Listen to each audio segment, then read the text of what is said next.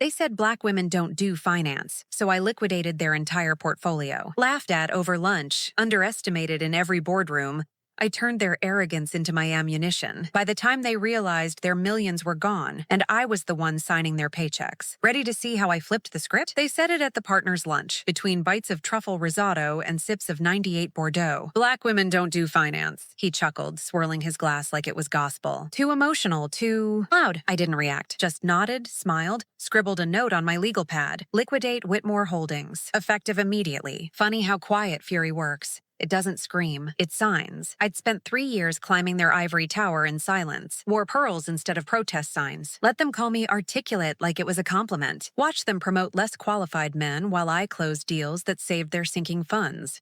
They never saw me as a threat, just the diversity hire who made great coffee and kept spreadsheets tidy. Perfect. That's how predators prefer their prey, unnoticed until the trap snaps shut. The trigger? Their CEO boasting about risk-free portfolios, while secretly tanking pensions for single mothers in Detroit. That's when I stopped playing nice. While they golfed, I activated Phase 1, quietly transferring control of their flagship fund into my offshore LLC. While they partied in Monaco, I rerouted dividends to Black-owned startups, women-led co-ops, HBCU endowments. By the time quarterly reports landed, their stable assets had vanished, replaced by invoices stamped paid in full. Simone Carter Capital. The boardroom meeting was poetry. Me, seated at the head, no suit, just a silk blouse and gold hoops, calmly explaining how their arrogance cost them $280 million.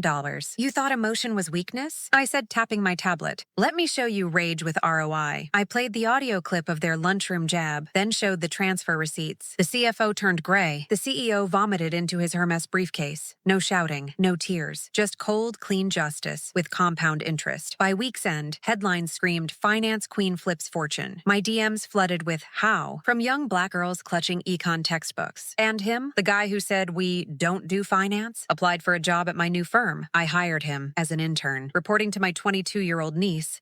They mistook our passion for panic, our resilience for recklessness. But honey, when a black woman says balance the books, she means every last ledger, including karma's. If they ever doubt your math again, let them check their bank statements. Smash like if you believe black women built Wall Street's future. Quietly, fiercely, brilliantly. Subscribe. Next week, I buy the brokerage that fired me, then name it after my grandmother.